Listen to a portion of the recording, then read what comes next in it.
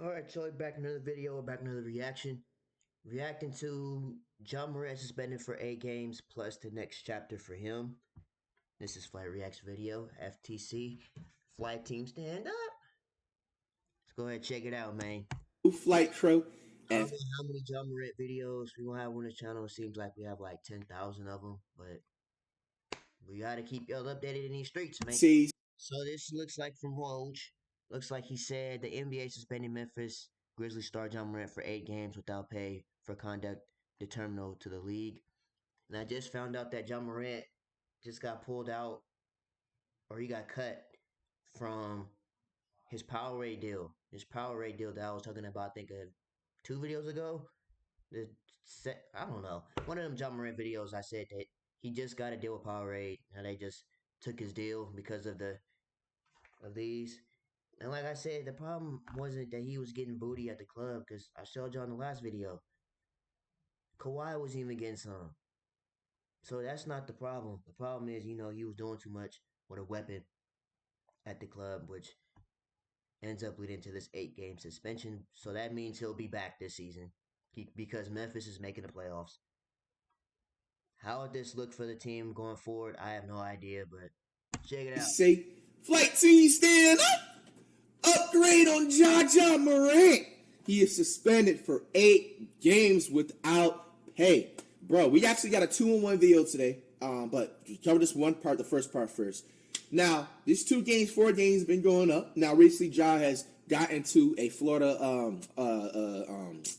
health facility, a mental health facility or whatever, trying to, like, getting help that he needs and everything like that. I actually was going to follow up because posted by AM Hoops the other day, it basically had the next chapter of John, which is going to explain everything that's been going on the past week. But basically, man, since right now, Morant is suspended 8 games, and it looks like this is going to be his final punishment until he can actually come back to the league. So I don't even think he's not even going to be suspended for 50 games. Like, he's going to be back during the regular season, which is actually a good thing. You know what I'm saying? Like, I feel like, let's be honest, you guys. Like, at this point, I feel like Morant hopefully has learned his lesson, and hopefully he knows hopefully right from wrong, which he should have known right from wrong and everything like that. I do believe in second chances and stuff like that. And I don't feel like somebody should be punished for like 3, like how, so there's a lot of people saying that like he should be like suspended for like this rest of the regular season and then half of like the regular season next year. And it's just like, yeah, that's doing too much. That's doing too much. That's the person who said that, because I know I didn't say that.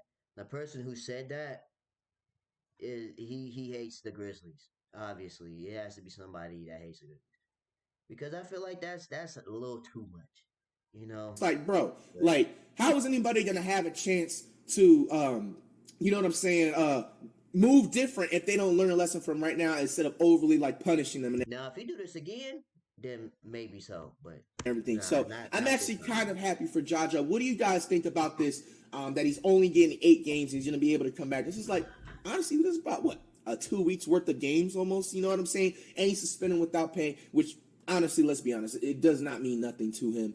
Not because he tipped a waitress like, how much he tip a waitress? Being paid for like 8 games and everything like that. I'm actually pretty happy that he's going to be coming back this season. What does everybody else think, especially Grizzlies fans? Are you guys happy? Do you feel like he should be punished more? Or do you think this punishment is actually too much and going too far?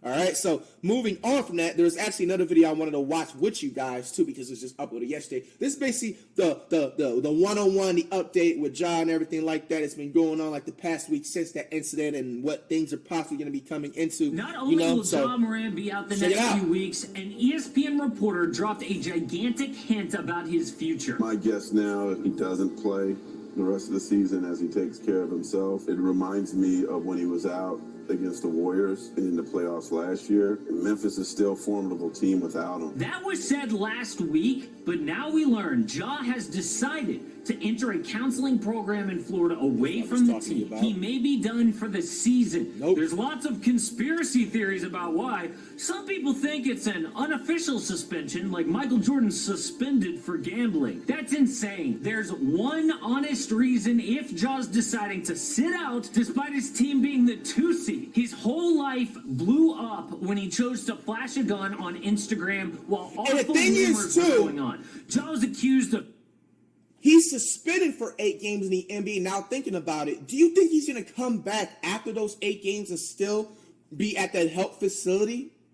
And will he finish it out? Because I was listening to Undisputed. I really like watch TV and stuff like that. I don't have time like that. But I was somewhere where they had a TV playing and ESPN going on and everything like that. And Skip Bayless and then the Shannon Sharp show was basically talking about how these health facilities and everything, they're not something where you can just go to it for 2 or 3 weeks and you can just expect for some big change to happen. Like normally with facilities like that, those take like months though.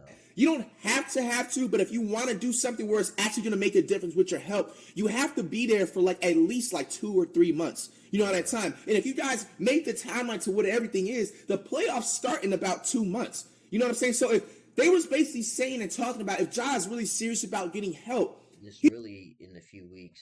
He's gonna have to be there for 2 months, regardless, at least, or at least a month full. And they was even saying even a month is not even enough. You know what I'm saying? For someone to have like a drastic change in difference if they're trying to get a specific help and everything like that. So, in my opinion, I really believe even with these 8 games, you know what I'm saying, like going through and they're done and everything, I think he potentially might not even come back until near the playoffs at least. Because if you're talking about someone that's actually put himself into a health facility, whatever it is, we don't know what specific health facility it is. I just don't want to say so because there's all types of health facilities.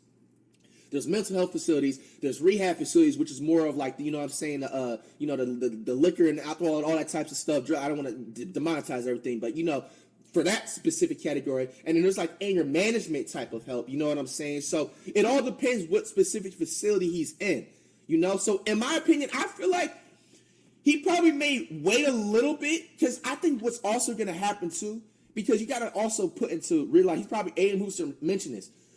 Powerade dropped Jaja. You know what I'm saying? So yeah, see, that's what I was telling you on the intro. The Powerade had dropped. I think if Jaja's going to take the right route, I feel like he should maybe wait it out, maybe just a month. Obviously, nobody's going to forget about this, but when you kind of chill and just let time go over, sometimes people let things go under the rug. So I think Jaja might kind of wait this out a little bit a month. So all the brands and sponsors, you know what I'm saying, don't get scared away because you already know he's on thin ice right now because you already know how it goes all the time. One sponsor drops somebody else. That's all sponsors are like, bro, most of the time sponsors and brands are just like, it's like high school kids all over again, like following the trends and all that type of stuff. And you know what I'm saying? Like they literally just. So basically what he's saying is if you get dropped from one brand, you're more than likely going to get dropped from another one and another one. It's like a domino effect. Just sit there and they just wait to see, oh, damn, like, we really messed with Jaja, but, we don't want to make sure, like, we don't want to look like a hating company just, like, dropping them and stuff like that. My bad, y'all. I got a hairball. Hairball. I'm going to edit that out. But anyway, man. Yeah, that hairball was crazy. All right, the point is that now that Powerade dropped Jaja, all these other sponsors are definitely going to be playing foul the leader and stuff like, damn, like, I think we should drop him. Maybe we should wait out a little bit. So what's the best way to make people have a better decision? Just don't be in social media at all. Don't be in the limelight at all. So I think he's just going to honestly kind of just chill the next month going forward. The two gun incidents before. His lawyer was saying there's no gun. I think for brand wise and just for like if he wants to make the most out, because remember he doesn't have that contract just yet. It's supposed to come the next season, I believe, or in the off season. So he has to literally be on his best behavior, like no phone calls home, no detention, People nothing. said everyone loves a riches to rags story because not only was Ja endangering his $200 million contract, he just got a huge bag from Powerade and is supposed to be the face of their company. Oh, and people are like, oh, Ja's not allowed to have a gun now? What about the Second Amendment? It's not about that. It's about how it looks. Powerade said It's not that you can't have a gun. It's just this is doing too much. You know what I'm saying? But that's just what happened with Mike Epps, bro. If y'all really pay attention to the streets, like how I do most of the time, Mike Epps just got arrested for carrying a concealed weapon on a plane. And he even said himself, Mike Epps said himself, bro, I have to protect myself out here. You don't know what people be on. They be tripping. They be ready to rob you, all type of stuff. It is nothing wrong keeping a deuce on you. You know, a little pistol. But you just can't be, I'm like those out here in these streets and doing that. About to see Jaw everywhere, but they didn't like that look. They pulled. Bro, if I'm Jaw, you're about to see Jaw everywhere, but they didn't like that look. They pulled. Bro, if I'm Ja, bro, Gatorade just signed Ja, bro. Like, bro, come on. Every Ja commercial from TV. They took down all his pictures. Like, let's be honest, bro. Like, and they said he took off their website. But Ja put out a statement saying he would focus on his mental health. Then right when people were starting to move on, another story leaked. Pictures and reports came out to the New York Post of Ja's night out. Inside Ja Morant's 50K gun-toting booty bender at a strip. I seen this article. Bro. I was like, that's crazy. Oh, bro, like, that's so, I ain't gonna lie, and I was talking about this picture. I'm glad we're able to discuss this too, because and he also shout out to AM Hoops for like bringing up these like topics and stuff. All right, that extra picture with Jaja getting leaked at the strip club, bro, with like, you know what I'm saying, a girl dancing on him. Like, bro, like, are we really gonna try and cancel somebody for enjoying them time out? Like, that's what I'm saying. That's what I literally said in my vid. I'm like, bro, you're not just gonna sit up here and do him because he's having a good time. There's nothing wrong with having a good time, bro. You can't get, because like I said, bro, Kawhi was even in the club. Y'all say Kawhi is the most cringiest, quietest player, but he was even getting a dance too. But y'all want to, Ja, since he's young and cool. It just the gritty. I was like, he loves women. What is that supposed to mean? Like, bro, he's just chilling in the, like, what do you think people do in strip clubs, bro? Do you think they just sit there and just drool at these women and just be like, goo goo gaga, oh my. Yeah, bro. Do you think they just sit there and just drool at these women and just be like, goo goo gaga, oh my gosh. Like, bro, like, they're there for a reason, bro. And like, L to that strip club for leaking that, first of all. I hope you go out of business, and I hope you get nobody to go over to your place for leak. Oh my gosh. Like, sit there and just drool at these women and just be like, goo goo gaga, oh my gosh. Like, bro, like, they're there for a reason, bro. And like, L to that strip club for leaking that, first of all. I hope you go out of business, and I hope you get nobody to go over to your place. Like, that's just so weird. Like, first of all, the thing is, they was glazing up to saying, "Oh, he's just a wonderful, great guy." Yeah, I would say the same thing if you gave me $50,000 in my club too.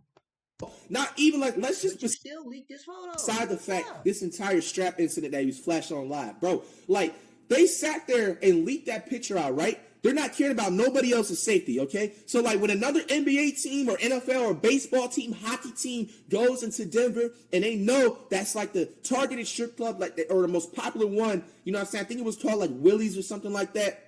And they say that that's like the most like best one in Denver. Like, quote me if I'm wrong, I'm not from Denver, Colorado, or anything like that. But they say that's like the best, safest, luxurious one. Okay, so now you're putting every sports player, you just as bad business for yourself. It just shows that it's so funny how a lot of these adults just like, they're literally like kids, bro. Like, they follow the trend, they follow the lead, they follow the hate train, bro. Like, we get it. Ja is not right for flashing the piece or whatever on live. We get that. Hold him accountable for it. You know what I'm saying? But don't continue to kick and unalive horse when they're down, bro. Like, I don't know why, like, you know what I'm saying? Like, there was no point for that club to leak that photo out. That's bad business for you. That's making it unsafe for anybody that wants to go there, because they're thinking, now I'm guarantee you, like, all the, like, you guys know, like, everywhere got a hood. So, you know, the damn hoods in Colorado, they're just like, oh, damn, like, Willie's is this is the spot now. You know what I'm saying? So now with every NBA, NFL, MLB, hockey team, you know what I'm saying? Even lacrosse, if that's a professional sport, I believe it's professional. I didn't know if it goes past college or whatever, but you get what I'm saying. Now that's going to be a targeted club. Now they're going to have to up more of their security. Now they're going to have to make more precautions. And then when something, you know, knock on wood, God forbid, happens in the future, it's going to be your fault because you wanted to follow the trend. You wanted to leak the stuff out. You did not have to leak that photo out about Ja, bro. You know what I'm saying? I'm not sitting up here trying to defend Ja that he was in the right. 100% he was in the wrong. He shouldn't have did half the stuff that he's been doing over these couple of past months. I'm pretty sure Flight knew went to the club too. To move a little bit better, cool, fine. But you did not have to leak that photo. There was money everywhere. You showing this man that like he be getting it and everything like that, which we already obviously know. But God, come on, bro. Like, you have to agree that that's bad business. That's like you going to a bank, bro, and then like the bank teller, like, you know, when you withdraw cash and giving you the cash and stuff. And that's like them showing, you know how when banks be having cameras? They're just like, oh my gosh, LeBron is in my bank. They have like their security camera leak out. Oh, so-and-so just went to this bank. And they Yeah, just bro, put it that's on what I'm Twitter. saying. Like, now they're not going to want to go to that bank no more because they're on. Dang, bro, I just need some money. I just need some money. LeBron's at my bank. Like, bro, come on. We is think he's in the club, with bro. money, which is pretty cool, you know, if you're a gangster or a rapper or a gangster rapper, but not if you're supposed to be the face of multiple corporations. Guys in like suit and ties don't like that. It reminds you of what Carmelo Anthony said when David Stern set him straight. I'm not going to play the I get that. What he's saying, corporation, all that stuff, you do it low key. You know what I'm saying? Maybe it was a little bit too much on the end, 50K, just blowing it to one girl, whatever. Get it. You know what I'm saying? But to sit up here and act like people don't, bro, there's like rich old people that go to the clubs and stuff. You know what I'm saying? Obviously, they do it within responsibility and all that types of stuff. But are we really going to like drag? What was his name?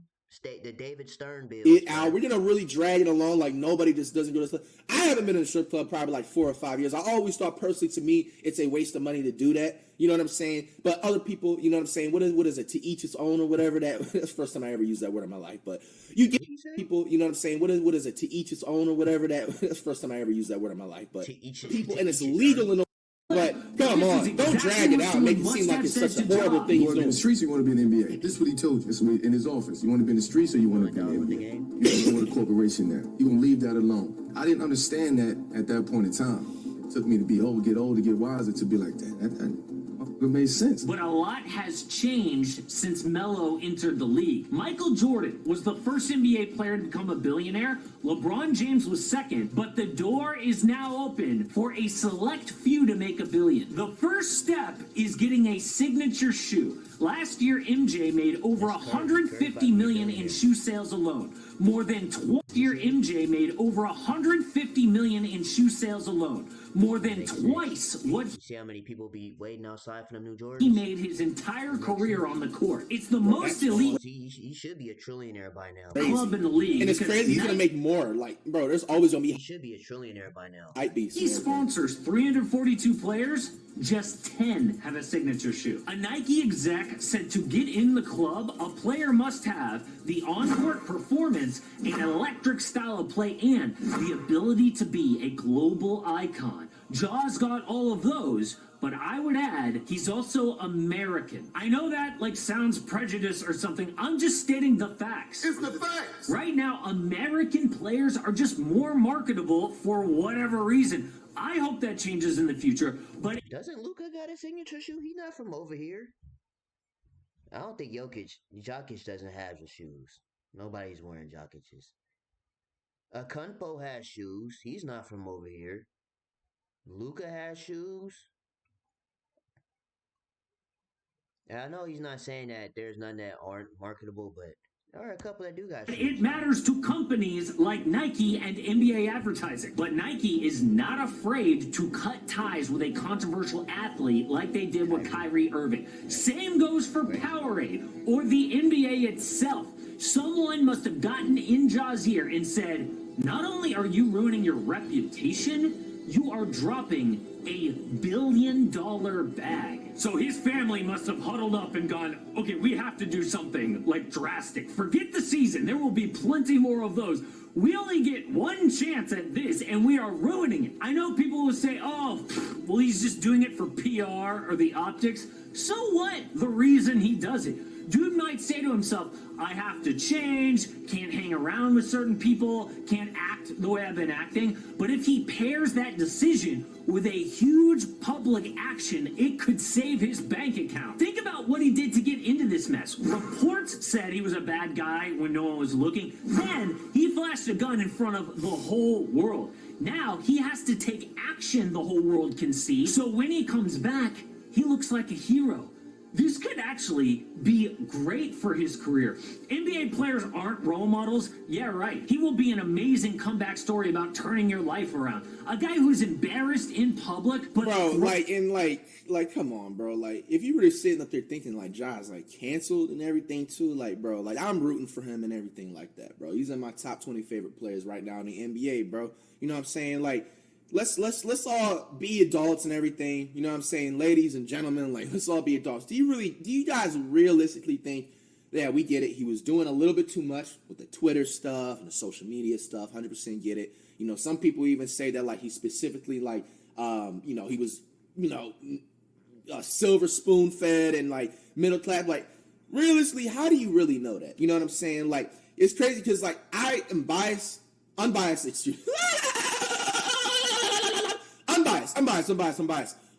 about this entire situation and everything like that. But one thing is just like with certain things like this, like how do you know how somebody like really grown up? Like I actually did more research. He's from a place called Sumter, South Carolina, and from what I'm looking at, maybe he wasn't like that specific person at all growing up. I'm not saying and trying to like have his side or anything like that, but everybody was making it seem like Sumter, like Carolina or whatever, it was just like the straight suburbs. And like there's people that apparently like live in Carolina. People that live in South Carolina and it's close to Sumter, what do y'all have to say? That would be the fact check in the comments. Like, let me know how it's really. But from what I'm looking at from other people, they said apparently like Sumter is like, you know what I'm saying, they get down like that, and apparently like it's one of those places. But let me also state this: just because you from the hood does not mean you a street nigga. You know what I'm saying? Like, you can come from the struggle, but that does not mean you a hood nigga, you a street nigga. You know what I'm saying? That's a whole different ballgame and category. You know what I'm saying? You can be from the struggle and you know what I'm saying, be from the hood and be a nerd. You know what I'm saying? There's nothing 100% wrong with being a nerd, you know? So there's, I feel like maybe that could possibly be Josh's case. You never know, but I don't ever want to put it past anybody. But, I wanted to let you know that I did do my research on that. And then a lot of people were making it seem like he was just in some like, just straight suburb, middle class area. It could possibly maybe been still from there, maybe, you know what I'm saying? But I don't know him personally, you know what I'm saying? Maybe more people have more of a knowledge on, because I'm not from Carolina. I don't want to speak about Carolina like I'm from there and I know what's going on inside. That even if that's the case, that's still not an excuse to act that way, especially the face of life, possible how he did grow up, that's not an excuse to act like that. Like I say, There's somebody kids should look up to. I can see the Powerade commercial now. I was on the wrong path, but that's when I knew it was time to grow up. Powerade, fuel for taking charge of your life. They say that kind of crap in ads all the time, but that report I couldn't take him seriously. said that the Rays will be formidable without Jaw in the playoffs. That was last year. Is he right this season? But while we were talking about the actual basketball side of things, today's sponsor is Prize Picks. It's for the most part, let's agree, Adam Silver is way better than David Stern. David Stern, I just feel like, I'm not going to say too much, but I really feel like, if you know where I'm going, I feel like he was kind of like racist. Bro, like he did way too much, bro. Like he definitely he showed an example. Like he did way too much when it came to Carmelo Anthony, especially Allen Iverson, especially other NBA. Oh yeah, Iverson, he did him incredibly. Players with that dress code and all that stuff. Davis, they try to put Iverson in a suit and tie. Like, bro, who do you think I am? I'm not these people. I'm Allen Iverson. Stern was a flat out weirdo, bro. David Stern was a flat out weirdo, bro. So I'm kind of glad that he is not in the NBA while David Stern, because David Stern was there. Ja would have been suspended, guaranteed at least minimal 25 games, and that is a low ball. He probably would have caught like a little 40 piece. Like how he did like the Pacers and like the Pistons, bro. Like they suspended Jermaine O'Neal for like most of the season, and he was like the unproblematic one. There was a fan that came out in the court, and imagine O'Neal didn't like try to do anything back. He could have like hurt O'Neal potentially. Like they did Steven Jackson and all of them like so wrong like back in the day, bro. Like so. Not only have the strip club incident to look through, but the 3 other reports involving Ja. Without him, the Grizz are 7-7 this year. You don't hear a lot about that, do you? You only hear about last year when they were 20-5.